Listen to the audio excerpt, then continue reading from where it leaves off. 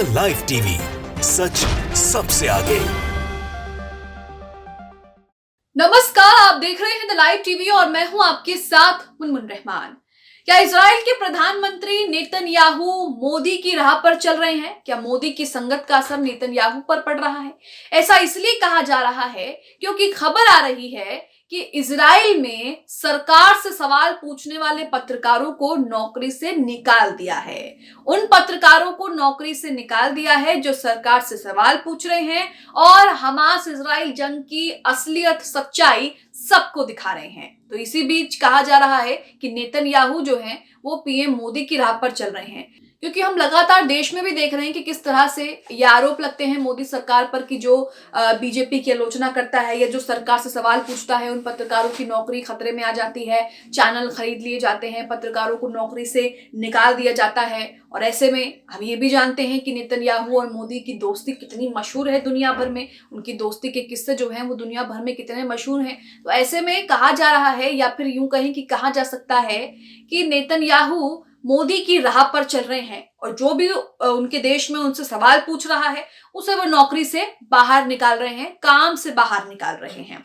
अमरीश मिश्रा ने एक ट्वीट किया है, अमरीश मिश्रा के हवाले से ही हम आपको बता रहे हैं। यहां अमरीश मिश्रा ने दावा किया है कि इजरायली पत्रकार को नौकरी से इसलिए निकाल दिया क्योंकि वो हमास इजराइल जंग को लेकर सच्चाई सामने रख रहा था और अपनी सरकार से सवाल पूछ रहा था। आप अपनी स्क्रीन पर अमरीश मिश्रा का ट्वीट भी देख सकते हैं।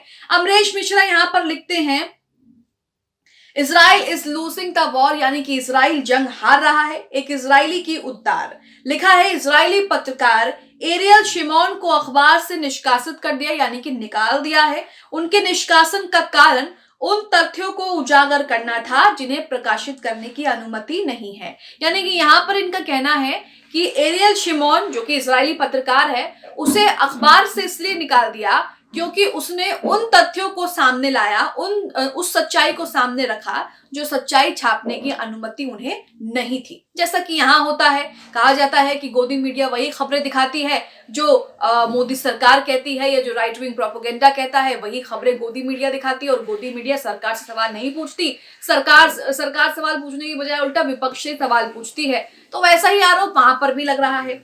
उनका कहना था कि सरकार गाजा की लड़ाइयों के बाद से मृतकों और घायलों की वास्तविक संख्या और उपकरण और मशीनरी को हुए नुकसान की घोषणा क्यों नहीं करती। यहाँ पर पत्रकार का कहना था कि गाजा की लड़ाई में जो नुकसान उनके सैनिकों को हो रहा है आखिरकार उसके बारे में सही आंकड़े सरकार क्यों नहीं बताती, और जो उनकी मशीन, जो उनके उपकरण, टैंक बर्बाद हो रहे हैं, तबाह हो रहे हैं, उनके नुकसान की घोषणा क्यों नहीं करती। अब घोषणा तो इसलिए नहीं करती ना कि अगर वो घोषणा करेगी तो कई दुनिया भर में कहा जाएगा कि देखिए इजराइल तो अपने आप को बहुत ताकतवर मानता था लेकिन हमास ने उसका क्या हाल कर दिया। अपनी छवि बरकरार रखने के लिए, अपना दबदबा बरकरार रखने के लिए और दुनिया को ये दिखाने के लिए कि इजराइल हमास से नहीं हार रहा है, इस तरह के झूठ इजराइल शुरू से ही बोल रहा है। आगे लिखा है, वास्तविक संख्या इससे 3 गुना अधिक है क्योंकि 250 से अधिक सैनिक और अधिकारी 100% अंधे हो चुके हैं। एक रिपोर्ट भी, ये भी इजरायली मीडिया ने ही छापी थी। मैं आगे आपको कुछ खबरें भी दिखाऊंगी जो इजरायली मीडिया के हवाले से आई हैं।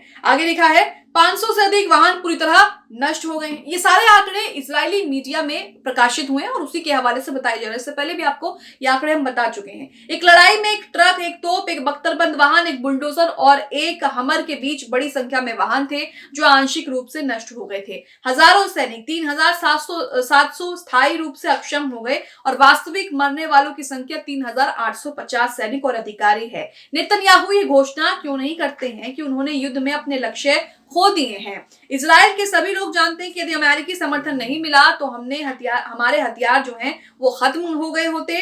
कल भले ही अब अमेरिका ने हमें छोड़ दिया है लेकिन अल-अक्सा मुसलमानों के पास लौट आए, इजराइल राज्य सिर्फ किंवदंती रह जाएगा। तो यहाँ पर आप देख रहे हैं कि क्या चीजें अमरीश मिश्रा ने कही हैं। अमरीश मिश्रा यहाँ पर कह रहे हैं कि पत्रकार को सिर्फ इसलिए निकाल दिया क्योंकि वो अपनी सरकार से सवाल पूछ रहा है और सवाल कर रहा है कि सरकार वास्तविक जो आंकड़े हैं, मरने वालों की जो संख्या है, उनको क्यों सामने नहीं रखती और जिन उपकरण टैंकों का नुकसान हो रहा है उनके आंकड़ों को सामने क्यों नहीं रखती। तो इस तरह की चीजें हैं। हम अपने देश में भी अक्सर ये चीजें देखते आए हैं, सुनते आए हैं। ये चीजें तो अब आम हो गई हैं कि अगर कोई पत्रकार सरकार से सवाल पूछ ले तो उसकी नौकरी चली जाती है, चैनल को खरीद लिया जाता है, चैनल बंद करवा दिया जाता है। कोई पत्रकार अगर सवाल पूछ रहा है तो उसको गिरफ्तार करवा लिया जाता है, उसके सोशल मीडिया अकाउंट को ब्लॉक कर दिया जाता है और कई तरह की चीजें हम देख रहे हैं। और यही सब वहां पर भी हो रहा है। तो कहा जा रहा है कि मोदी और नेतन्याहू की दोस्ती का असर पड़ रहा है, क्योंकि नेतन्याहू मोदी की राह पर चल रहे हैं। जैसा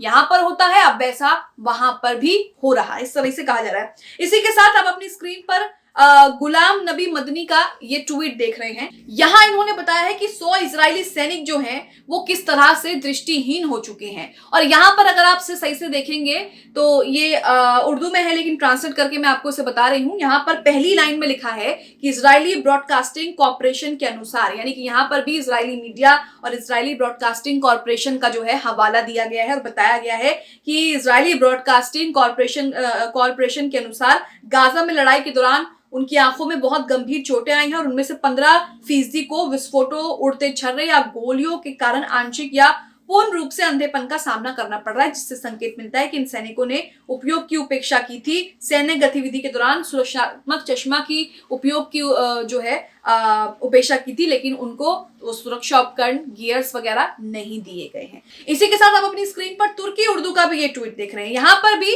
इजरायली मीडिया के हवाले से आंकड़े बताए गए कि 2000 जायोनी सैनिक अपंग हो गए और अक्षम हो गए, 5000 सैनिक जो है वो घायल हो गए और अस्पतालों में उनका इलाज किया जा रहा है। 420 सैनिक जो है वो मारे गए, ये भी यहाँ पर लिखा हुआ है कि इजरायली मीडिया के अनुसार। तो यहाँ आप देख रहे हैं कि इजरायली मीडिया जो है वो लगातार बता रही है कि क्या उसके देश की स्थिति है और उसके सैनिक किस तरह से मारे जा रहे हैं। इसी के साथ अब आज तक का ट्वीट देख लीजिए। आज तक भी यहाँ पर इजरायली चैनल KAN न्यूज का जिक्र कर रहा है और उसी के हवाले से ये खबर भी बता रहा है। आप अपनी स्क्रीन पर हेडलाइन देख रहे हैं, लिखा है गाजा में लड़ने वाले सैकड़ों इजरायली जवानों की आंखें चोटिल हो गई, कई ने जान गंवा दी। ये रिपोर्ट इजरायली मीडिया ने प्रकाशित की थी। यहां पर देखिए आप अपनी स्क्रीन पर, अगर नीचे की तरफ देखेंगे आर्टिकल तो लिखा है कि सैकड़ों जवानों की आंखों में गंभीर चोटें आई हैं, यहां तक कि कुछ जवानों की या एक या दोनों आंखों की रोशनी भी चली गई है। इस बात का खुलासा इजराइल के KAN न्यूज ने देर रात एक रिपोर्ट में किया। तो ये भी एक इजरायली चैनल है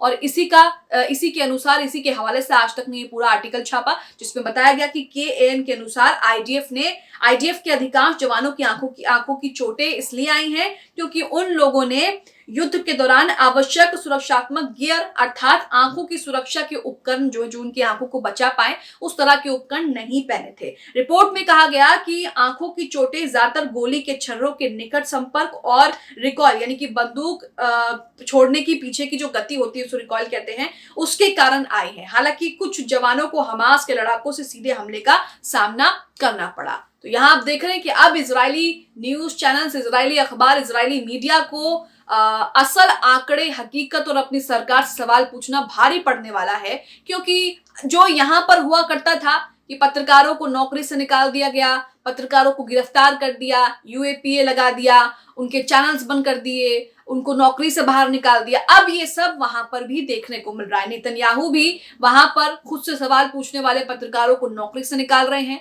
और आगे जाके हम ये भी देख सकते हैं कि चैनल बंद हो गए, कई लोगों को नौकरी से निकाल दिया, कई चैनल्स जो हैं वो शट डाउन हो गए, सोशल मीडिया अकाउंट ब्लॉक हो गए, ये भी देखने को मिल सकता है, इसकी भी संभावना है। आप इसे लेकर क्या सोचते हैं, कॉमेंट बॉक्स में हमें जरूर बताएं। द लाइव टीवी, सच सबसे आगे।